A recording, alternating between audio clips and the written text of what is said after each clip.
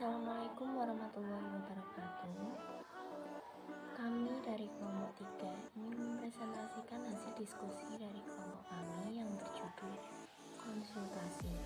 Adapun anggotanya, saya sendiri Putri Amalia NIM 1219095, ada Nailisa Ada NIM 12194, Elza Mahfiron 1219096, dan Mela Laila Hamim 1219098. Langsung saja kita masuk ke materi. Konsultasi.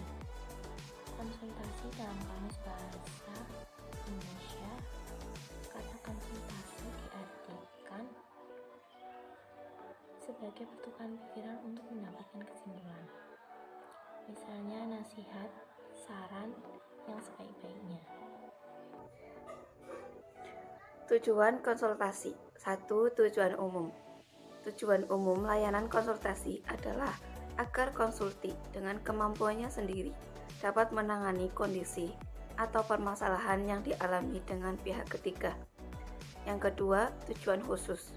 Tujuan khusus dari layanan konsultasi ialah agar konsulti memiliki kemampuan sendiri yang dimaksud di atas dapat berupa wawasan, pemahaman, dan cara-cara bertindak yang terkait langsung dengan suasana dan atau permasalahan pihak terkait itu. Komponen konsultasi. 1. Konselor.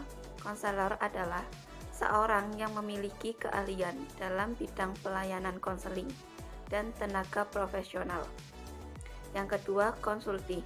Konsulti adalah individu yang meminta bantuan kepada konselor agar dirinya mampu menangani kondisi dan atau permasalahan pihak ketiga yang setidak-tidaknya sebagian menjadi tanggung jawabnya. Yang ketiga, pihak ketiga, yaitu individu atau individu-individu yang kondisi dan atau permasalahannya dipermasalahkan atau dipersoalkan oleh konsulti. Yang keempat, asas-asas layanan konsultasi. Di sini ada berbagai macam asas-asas layanan konsultasi. Yang pertama, asas kerahasiaan. Yang kedua, asas kesukarelaan. Yang ketiga, asas kemandirian. Yang keempat, asas kekinian. Yang kelima, asas kegiatan. Yang keenam, asas keharmonisan. Yang ketujuh, asas ahli tangan kasus. Yang kedelapan, asas keahlian.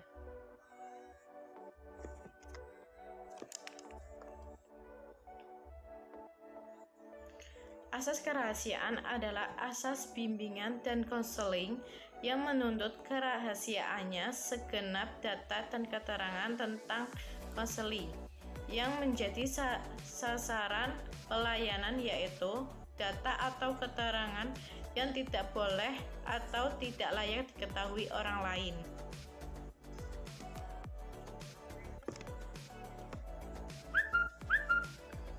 Asas kesukarelaan. Asas kesukarelaan yaitu asas bimbingan dan konseling yang menghendaki adanya kesukaan dan kerelaan konseling mengikuti atau menjalani pelayanan yang diperlukan baginya. Asas-asas kemandirian. Pada layanan konsultasi, diharapkan mencapai tahapan-tahapan kemandirian berikut: memahami dan menerima diri sendiri secara positif dan dinamis,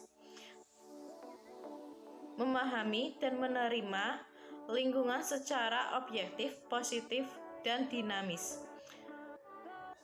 mengambil keputusan secara positif dan tepat, mengarahkan diri sesuai dengan keputusan yang diambil, mewujudkan diri sendiri.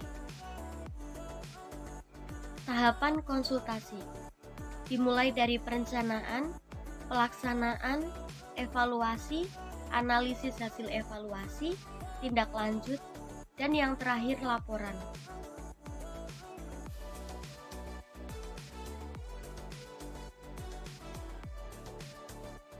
Perencanaan.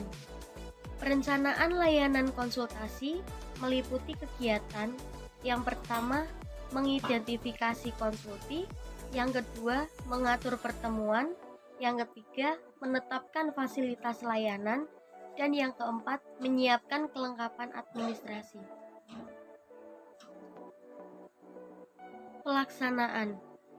Pelaksanaan layanan konsultasi mencakup kegiatan yang pertama menerima konsulti, yang kedua menyelenggarakan penstrukturan konsultasi, dan yang ketiga membahas masalah pihak ketiga yang dibawa oleh konsulti dan sebagainya. Evaluasi.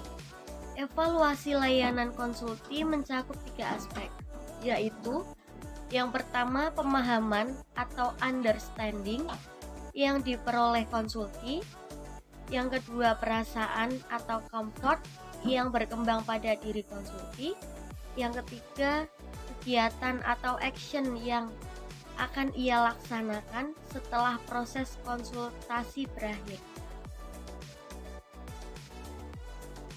Analisis hasil evaluasi. Menafsirkan hasil evaluasi dalam kaitannya dengan diri pihak ketiga dan konsulti sendiri.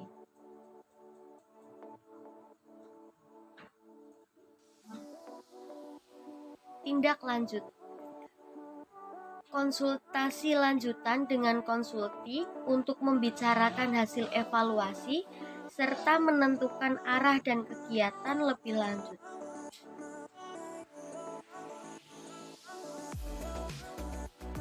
Dan yang terakhir laporan. Laporan di sini membicarakan dengan konsulti tentang laporan yang diperlukan oleh konsulti. Selain itu juga untuk mendokumentasikan laporan layanan konsultasi.